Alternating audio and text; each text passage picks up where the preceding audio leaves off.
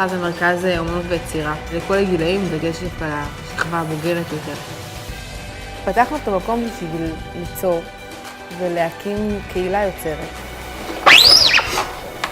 עוברים פה קורסים, חוגים וסדנאות. אנחנו מוכרים פה את היצירות שלנו. כרגע יש כאן חולצות בעטות משי, קים, כריות, כל מה שבא לנו לייצר. כל מה שנכנס לפה אפשר מרגיש בבית. פה טובירה ממש נעימה וככה עם השראה. פה נותן השראה בעצם.